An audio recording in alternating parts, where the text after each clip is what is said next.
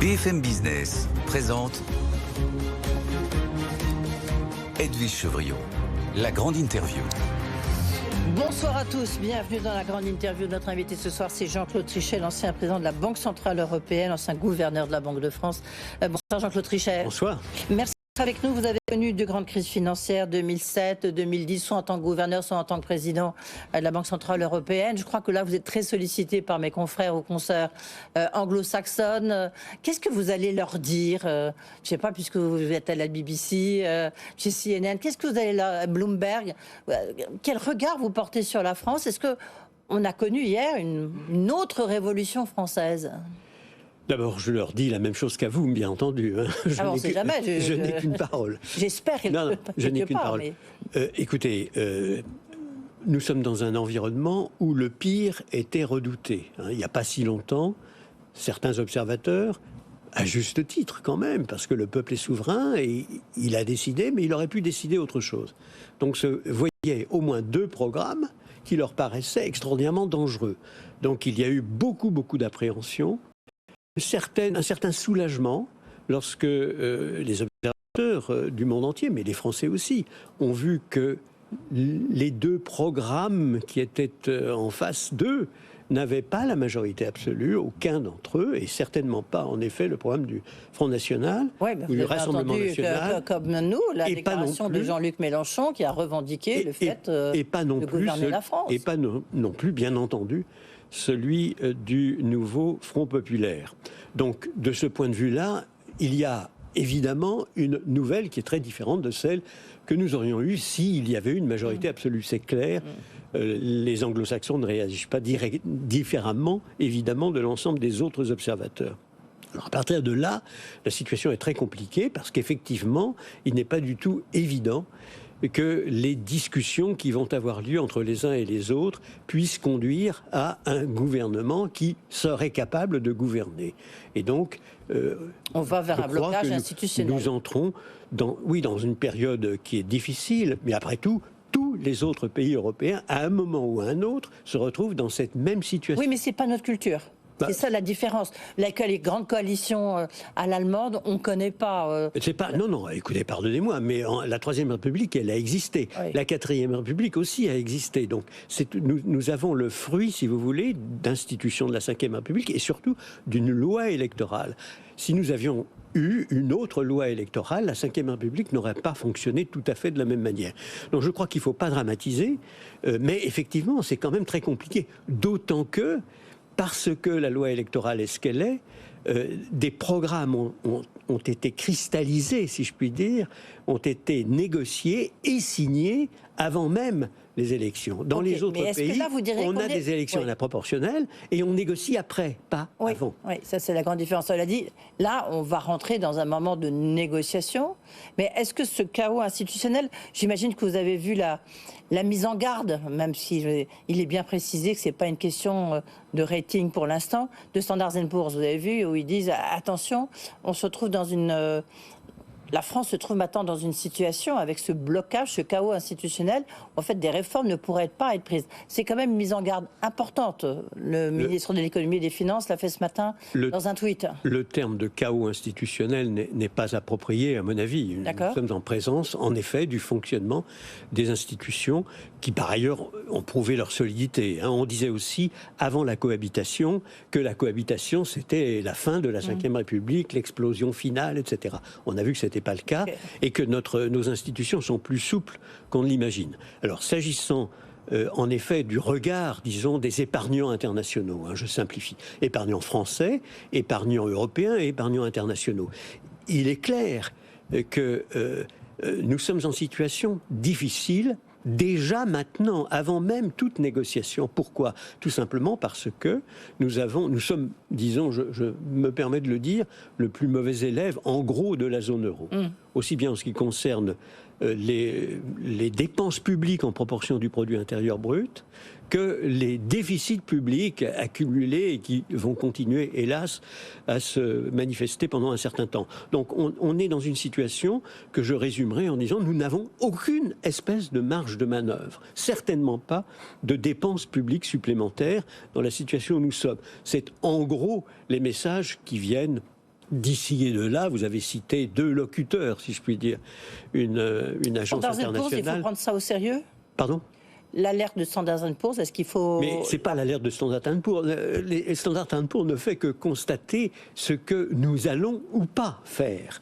Clairement, il n'y a pas besoin de Standard & Poor's, ni de Fitch, ni d'aucune autre agence de notation pour que les Français qui ont du bon sens disent, bon, au point où nous en sommes, nous n'avons pas de marge de manœuvre.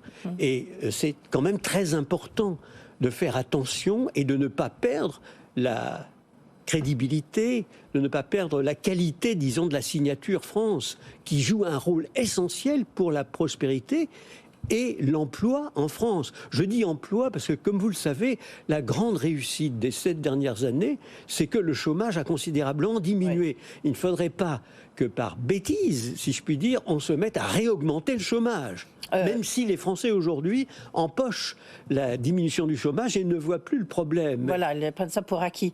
Jean-Claude Trichet, vous avez connu, je disais, de crise financière, vous avez connu le départ de Berlusconi, la grave crise en Grèce. Ce qu'on vit en ce moment, nous, Français, ça vous fait penser à quoi ? Nous ne sommes évidemment pas dans la situation de la Grèce, de l'Irlande, du Portugal, de l'Espagne et de l'Italie qui se sont retrouvés en 2010 et 2011 dans une situation vraiment dramatique. Totalement dramatique parce que leur signature ne faisait plus confiance à qui que ce soit chez eux, en Europe et dans le monde. Et donc ils ont dû redresser les choses dans des conditions toujours difficiles parce que quand on laisse aller, quand on laisse filer les choses, ce sont toujours les plus défavorisés et les plus démunis qui payent le prix le plus élevé. C'est quelque chose qui, malheureusement, on perd de vue dans des périodes un peu euphoriques où on se laisse aller. Mais le prix à payer par les Grecs, et notamment les plus défavorisés, les plus démunis des Grecs et de tous les autres, a été élevé. Alors pour le moment, nous n'en sommes pas là. Nous devons simplement, à partir de maintenant, très bien nous comporter pour éviter précisément d'être dans une situation de ce genre. Nous n'y sommes pas, nous ne devons pas nous y rendre. On va faire un petit compte à rebours. Là, supposons que vous êtes encore président de la Banque Centrale Européenne. Qu'est-ce que vous regardez ? Quels sont les signes noirs? Qu'est-ce que vous allez regarder par rapport à la situation française? Vous l'avez dit, aucune marge de manœuvre. Donc ça veut dire quoi? Ça veut dire qu'on ne peut rien faire? Ça veut dire qu'on ne touche pas à la réforme des retraites? Qu'est-ce que vous regarderiez? Ça, ce n'est pas forcément le travail de la Banque Centrale Européenne. C'est avant tout le travail de la Commission et de nos partenaires, parce que c'est la combinaison Commission-Conseil qui doit appliquer les règles européennes. Ensuite. Oui, alors il y a des conséquences ou il n'y en a pas. Si nous nous comportons bien, c'est-à-dire si nous allons dans le sens du renforcement, disons, de notre propre crédibilité, nous n'avons rien à redouter, à mon avis. Et simplement, c'est pas si facile, en effet, d'aller dans cette direction. Et il y a une difficulté politique évidente dans la situation présente, puisqu'il y a en effet eu des promesses, disons, qui n'étaient pas responsables. Et qu'il faudrait bien tenir, d'une manière ou d'une autre. Non, à mon avis, il y a des promesses qui, si on les tient, nous mènent à la catastrophe et mènent les plus défavorisés et les plus démunis à la catastrophe.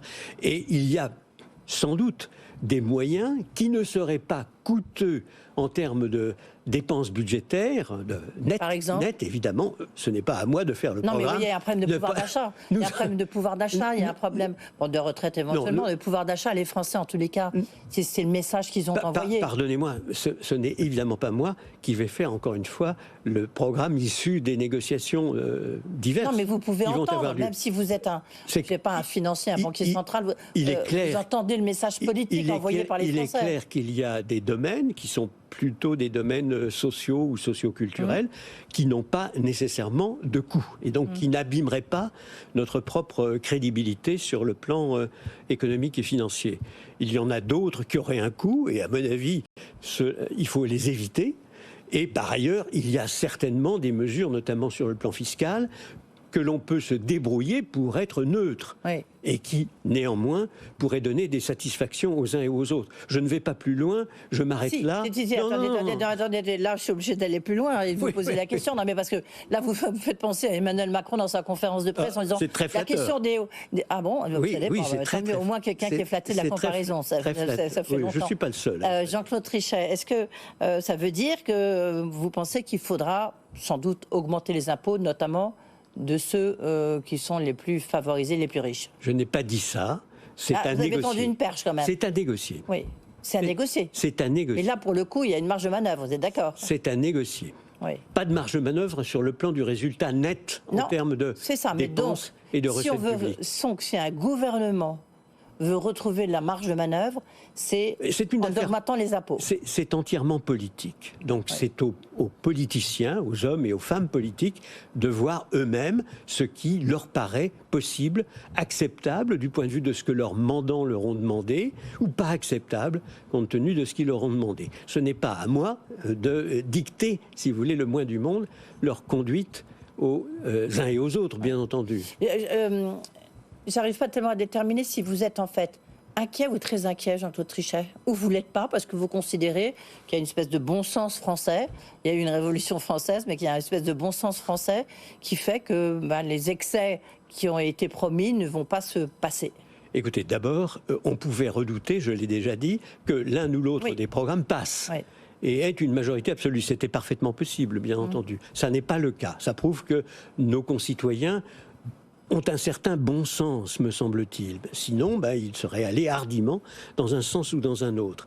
À partir de là, ça ne me rend pas particulièrement confiant, parce que je crois qu'il faut continuer à essayer d'expliquer du mieux possible ce qui est possible, ce qui n'est pas possible, les raisons pour lesquelles faire ceci, c'est en fait créer du chômage supplémentaire et porter atteinte à nos concitoyens qui, encore une fois, sont les plus démunis et les plus défavorisés.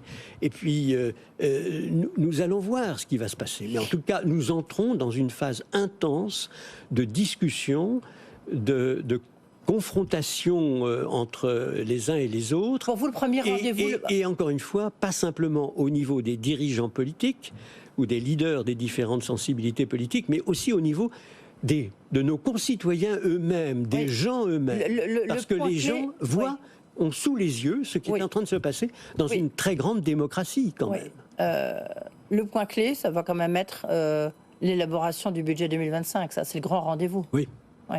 Pour vous, c'est le moment clé, c'est là où tout le monde va se déterminer, notamment l'étranger va se déterminer par rapport à ce qui se passe en France. Il n'y a pas que le budget de 2025, il y a aussi le programme à moyen terme, si vous voulez, qui a été défini déjà et qui doit être évidemment rediscuté. Et nous serons jugés, me semble-t-il, par l'ensemble des épargnants du monde entier, par nos concitoyens eux-mêmes, par nos partenaires, par les autres pays européens qui nous regardent avec énormément d'attention. Nous serons jugés en fonction de ce que nous allons présenter comme programme de moyen terme.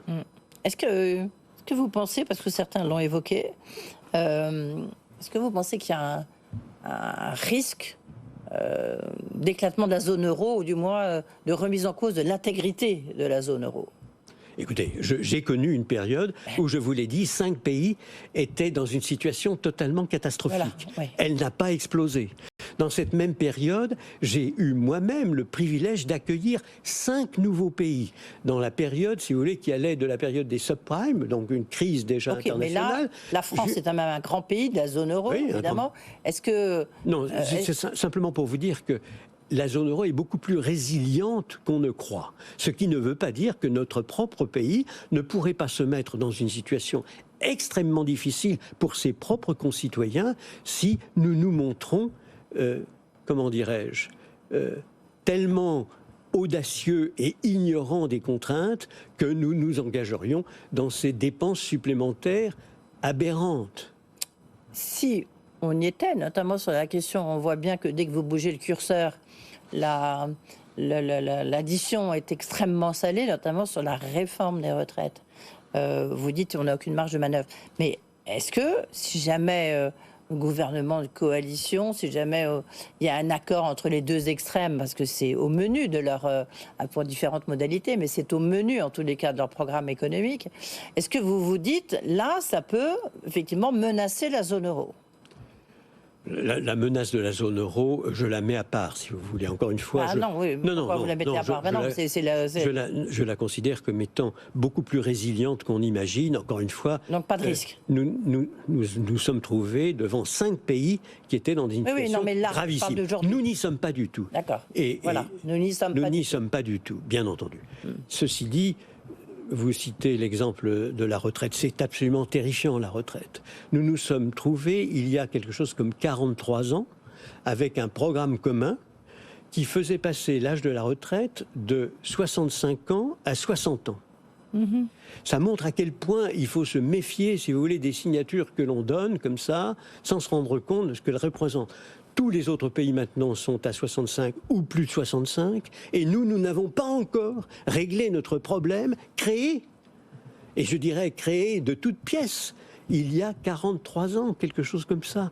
Donc faisons très attention à ce que nous décidons maintenant. Le prix à payer est toujours beaucoup plus considérable, quand c'est une mauvaise décision naturellement, que nous le pensons.